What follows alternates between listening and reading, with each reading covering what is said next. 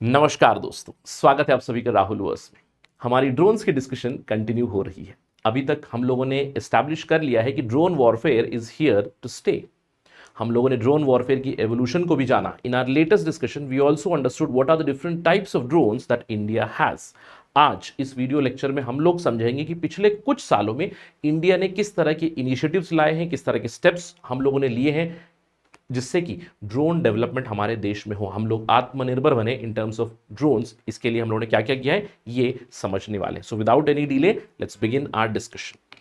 इस चर्चा को हम लोग 2004 से समझेंगे। जैसे मैंने आपको बताया पिछले कुछ सालों में ड्रोन्स की काफ़ी डेवलपमेंट हुई है। Drones have become a part and parcel of warfare, a part and parcel of conflicts, a part and parcel of information gathering, surveillance and रिकॉनाइसेंस।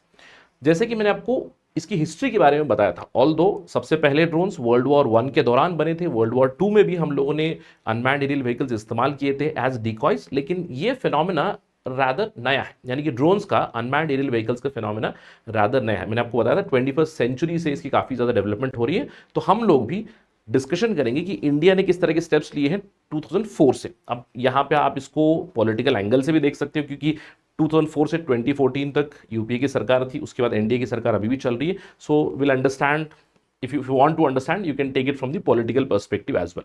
क्योंकि 2004 से 2014 में अर्ली फाउंडेशन फेज था ड्रोन्स का, राइट? क्योंकि ड्रोन्स का usage की शुरुआत हो रही थी। इससे पहले भी था, प्रिडोमिनेटली फोकस था हमारा इंटेलिजेंस, सर्वेलेंस और रिकॉनाइसेंस के ऊपर। मैंने आपको यह भी बताया था कि पूरे विश्व में ही अगर आप ड्रोन्स की यूसेज की बात करें, 2001 में जो 9/11 इंसिडेंट हुआ यूएस में, उसके बाद ड्रोन्स का एक्सटेंसिवली इस्तेमाल यूएस ने भी किया, दूसरे देशों में भी वही एक हम लोगों ने ट्रेंड देखा। तो इंडिया में भी इनिशियली जो अर्ली फेजेस थे वहां पे हमारी प्रोक्योरमेंट शुरू हुई इजराइल से, आईएआई से।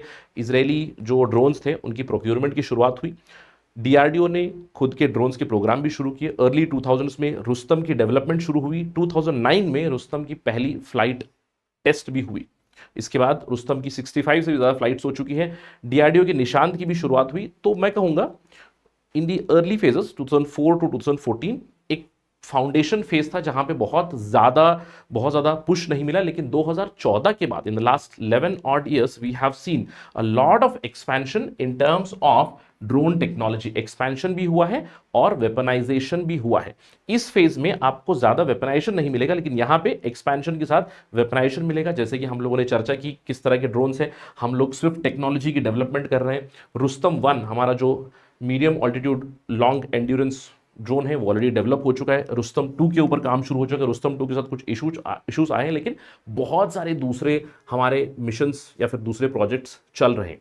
अल्फा प्रोजेक्ट चल रहा है, शेषनाग प्रोजेक्ट चल रहा है, Bhargavastra project, so many different projects have come and expansion and weaponisation has happened. सो हमारा फोकस इस फेज पे ही रहेगा। सो थोड़ा सा रीसेंट टाइम के ऊपर ही हम लोग फोकस करेंगे। तो 2014 के बाद किस तरह के इनिशिएटिव्स आए हैं, let me highlight one by one so that we get an idea. और अगर सवाल आया मेंस के अंदर कि भारत के अंदर ड्रोन रेवोल्यूशन किस तरह से हो रहा है, हम लोग ड्रोन्स के सेक्टर में कैसे आत्मनिर्भर बनने की कोशिश कर रहे हैं, इन स्टेप्स से आपको समझ में आएगा। सबसे पहले तो देखिए 2014 में DGCA, director general of civil aviation जो है मिनिस्ट्री ऑफ एविएशन के अंडर आता है, इन्होंने सीधे सीधे ड्रोन्स का यूसेज बैन कर दिया। क्योंकि पहले शुरुआत में छोटे छोटे मिनी और माइक्रो ड्रोन्स इस्तेमाल किया जाते थे, प्राइवेट सेक्टर भी इस्तेमाल करते थे। कुछ इंसिडेंट्स हुए। मुंबई में एक इंसिडेंट हुआ जहां पे एक फूड डिलीवरी एक ऐप था या फिर फूड डिलीवरी का एक कंपनी था, उन्होंने ड्रोन का इस्तेमाल लेके फूड डिलीवरी कर दिया और उसका वीडियो यूट्यूब पे आया, काफ़ी वायरल हुआ। उसके बाद सरकार ने इन चीज़ों को बैन किया क्योंकि हम लोग इस चीज़ के लिए अभी तैयार नहीं थे। तो धीरे धीरे government it got ready in bringing the drone rules. शुरुआती दौर में 2017 में मिनिस्ट्री ऑफ एविएशन ने ड्राफ्ट गाइडलाइंस फॉर ड्रोन्स को रिलीज किया और अगले ही साल उन्हें फाइनलाइज किया। तो जो शुरुआती दौर के 2018 के जो गाइडलाइंस है ना सिविल एविएशन या फिर मिनिस्ट्री ऑफ एविएशन के, थोड़ा सा रेस्ट्रिक्टिव माने जाते थे। हम लोगों ने ऑलरेडी लॉन्च कर दिया हमारा डिजिटल स्काई प्लेटफॉर्म, इसको मैं आपको थोड़ी देर में दिखाता हूँ, बहुत ही इंटरेस्टिंग चीज़ है। इसके अलावा सरकार की तरफ से no permission no take off के रूल्स आ गए। अगर आपको ड्रोन इस्तेमाल करना है तो आपको परमिशन लेनी पड़ेगी मिनिस्ट्री ऑफ एविएशन से और आप तभी उसको फ्लाई कर सकते हो। इसके अलावा हमारा जो एयर स्पेस है इसको सेग्रीगेट किया गया। इसकी सेग्रीगेशन ऐसे हुई कि रेड जोन्स बने जहां पे नो फ्लाई होगा, येलो में परमिशन होगी, ग्रीन में आसानी से आप फ्लाई कर सकते हो। ऑल्टीट्यूड वाइज भी डिवीजन होना शुरू हो गया। साथ ही साथ ड्रोन्स फ्लाई करने के लिए, एडवांस ड्रोन्स फ्लाई करने के लिए वेट के हिसाब से कैटेगराइजेशन हो गई, और अभी पायलट को लाइसेंसेस भी देगा, या फिर पायलट की लाइसेंसेस भी स्टार्ट हो गई। लेकिन जब ये रूल्स आए इसके ऊपर काफ़ी ज़्यादा क्रिटिसिज्म हुई, क्योंकि हम अब जैसे मैंने आपको बताया drone warfare is evolving, it is here to stay. तो हम लोग जिस तरह के रूल्स हम लोग बना चुके थे इसके ऊपर कई सारी टिप्पणियां हुई, क्रिटिसिज्म हुई, तो धीरे धीरे से इन रूल्स को भी हम लोगों ने लिबरलाइज कर दिया। 2021 में हमारे लिबरलाइज्ड ड्रोन्स रूल्स आए, आज भी यही चल रहा है। अगस्त 2021 में we liberalise these rules, right, जहां पे in this 2021 rules approval process को काफी ईज आउट कर दिया गया। और जो छोटे ड्रोन्स होते हैं ना, जैसे कि मिनी और माइक्रो ड्रोन्स, हमारी जो सेक्टर वाइज ड्रोन्स इस्तेमाल के लिए, जहाँ पे डिफेंस के अलावा भी जो अलग अलग सेक्टर्स में ड्रोन्स इस्तेमाल होते हैं, एग्रीकल्चर हो गया, दूसरे सेक्टर्स हो गए, वहाँ पे थोड़ा ईज्ड आउट चीज़ें हो चुकी हैं in terms of drones usage. Minimal licensing requirements आ चुकी हैं, बहुत ही आसानी से लाइसेंस मिलता है, R&D को प्रमोशन मिल रहा है, प्राइवेट सेक्टर को बढ़ावा मिल रहा है। साथ ही साथ हमारा जो डिजिटल स्काई प्लेटफॉर्म था, इसके अंदर ऑलमोस्ट 90% जो हमारा स्पेस है, it has become green zone, यानी कि आसानी से ड्रोन्स फ्लाई किए जा सकते हैं। इनफैक्ट मैं आपको डिजिटल स्काई प्लेटफॉर्म पे ले चलता हूँ। This is the digital sky platform, this is the website digital sky platform. यहाँ पे आप देख सकते हो ट्रेनर की ट्रेनिंग के बारे में, जो पायलट लाइसेंसिंग होती है उसके बारे में सारे नॉर्म्स यहाँ पे हैं। अगर आप स्किप टू मेन कंटेंट करोगे, यहाँ पे आपकी जो अनमैन्ड एरियल सिस्टम्स हैं उनकी टाइप्स भी दी गई है, nano drones, micro drones, small drones, medium drones, large drones categorisation की गई है। इसके हिसाब से नैनो माइक्रो आसानी से फ्लाई हो सकते हैं, इन टर्म्स ऑफ ऑल्टीट्यूड भी दिए गए, इन टर्म्स ऑफ वेट है। और बड़े ड्रोन्स के लिए आपको कंपल्सरीली पायलट ट्रेनिंग लाइसेंस या फिर पायलट लाइसेंसेस आपको लेने पड़ेंगे। इसके अलावा आपको किस तरह की सर्टिफिकेट मिलेगी, किस तरह से लाइसेंसिंग होगी, सारी डिटेल्स काफ़ी ईज्ड आउट हो चुकी है। इस पर्टिकुलर वेबसाइट पे आपको सारी डिटेल्स मिलेगी। साथ ही साथ हमारा डिजिटल एयर स्पेस मैप भी, अगर आप देखोगे, this is the Indian digital air space map. अगर आप इसको थोड़ा जूम आउट जूम इन करोगे तो आपको पता चलेगा most of the parts are green zone, आसानी से फ्लाई कर सकते हो। लेकिन कुछ कुछ आपको येलो जोन्स दिखेंगे, कुछ कुछ रेड जोन्स दिखेंगे। मेनली डिफेंस वाले जोन्स जो है, those are red zones that you can see here. So if you want you can always go to digitalsky.dgca.gov.in, जहां पे आप हमारा डिजिटल स्काई प्लेटफॉर्म देख सकते हो, यूज कर सकते हो। ठीक है, these are the liberalised drone rules. इससे प्राइवेट सेक्टर को पता चला कि सरकार की तरफ से ये रूल्स हैं और हम लोग ड्रोन डेवलपमेंट में जा सकते हैं। प्राइवेट सेक्टर में अलग अलग सेक्टर्स में ड्रोन्स इस्तेमाल हो रहे हैं, किसान ड्रोन्स आ गए हैं, एग्रीकल्चर में यू हैव अदर, जैसे मैंने आपको बताया ना, अलग अलग फंक्शंस में you have small drones for capturing, right. CCD drones है जो कैमरा से कैप्चर करते हैं इमेजेस, वीडियोस, इस तरह की बहुत सारी चीज़ें आ चुकी। इसके अलावा 2021 में ही बढ़ावा देने के लिए, पुश देने के लिए इंटरनल ड्रोन प्रोडक्शन को, स्पेशली प्राइवेट सेक्टर को, PLI स्कीम है। अब प्रोडक्शन लिंक इंसेंटिव स्कीम अलग अलग सेक्टर्स में चलती है, you do know that. Electronic sector में है, डिफरेंट सेक्टर्स में PLI was extended to the drone sector as well. तो 2021-22 बजट में भी अनाउंस किया गया था, 120 करोड़ से भी ज्यादा राशि इसको दी गई, जहां पे प्राइवेट सेक्टर को पुश मिलेगा। आप अगर ड्रोन्स प्रोड्यूस करना चाहते हो इंडिया में, सरकार की तरफ से आपको एनेबलिंग क्लॉजेस या फिर एनेबलिंग स्टेप्स जरूर मिलेगी। नेक्स्ट 2022 में कहूंगा एक बहुत ही बड़ा साल था ड्रोन डेवलपमेंट के लिए, हमारे देश के लिए। 2022 के बजट में ही ड्रोन शक्ति स्कीम अनाउंस की गई, जिसमें PLI स्कीम को इसी में इंक्लूड किया गया कि ड्रोन्स को बढ़ावा देंगे। यहां पे सरकार की तरफ से एक क्लैरिटी आई फॉर दिस सेक्टर कि हम लोग ड्रोन्स एज अ सर्विस को पुश करना चाहते हैं। तो प्राइवेट सेक्टर ड्रोन स्टार्टअप्स बने। इंडिया में अभी फिलहाल 300 से भी ज्यादा ड्रोन स्टार्टअप्स हैं, right. There are many startups, जैसे इन्फोएज जो पहले नौकरी था, नौकरी.com, इन्फोएज ड्रोन बनाने में आ गए, ड्रोनाचार्य आ गया है, you have Paras defence, you have idea forge, बहुत सारी कंपनी, जेनटेक, बहुत सारी कंपनीज आ चुकी है। 300 से भी ज़्यादा स्टार्टअप्स आ चुके हैं और ड्रोन एज अ सर्विस को हम लोग प्रमोट कर रहे हैं। सरकार उसके लिए एक एनेबलर बनेगा। सरकार इस फील्ड में इनोवेशन लाना चाहता है, प्राइवेट सेक्टर की मदद करना चाहता है, ना कि उनको हैम्पर करना चाहता है। इस तरह की इंडिकेशन क्लियरली आ चुकी है। अपार्ट फ्रॉम दैट 2022 में एक बहुत बड़ा स्टेप आया, जैसे कि मैंने आपको बताया 2022 I would say it would be the year of drone reforms.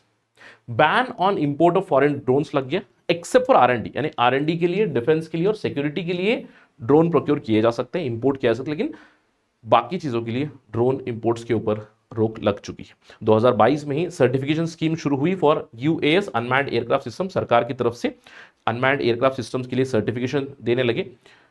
2022 में नेशनल यूटीएम पॉलिसी फ्रेमवर्क बना। जैसे कि मैंने आपको बताया कि इन पॉलिसीज का, इन सर्टिफिकेशंस का इंपॉर्टेंस क्या है, एक क्लियर कट इंडिकेशन देनी है प्राइवेट सेक्टर को, साथ ही साथ हमें हमारा रेगुलेटरी फ्रेमवर्क स्ट्रिंजेंट करना है, क्योंकि ड्रोन्स के अंदर बहुत सारे इंपोर्टेड प्रोडक्ट्स होंगे। अगर पूरा ड्रोन इंपोर्टेड नहीं है तो इंपोर्टेड इक्विपमेंट्स तो होंगे, वहां पे चाइनीज इंपोर्टेड इक्विपमेंट्स के ऊपर हमारी नजर जरूर है कि हम लोग रेगुलेट करना चाहते हैं, उसके ऊपर रोक लगाना चाहते हैं। ठीक है, सो 2022 में बहुत सारे ड्रोन से रिलेटेड स्टेप्स आए और इसकी वजह से ही हम लोग आज हम लोग देख सकते हैं कि there are so many private sector companies which are contributing in this drone sector.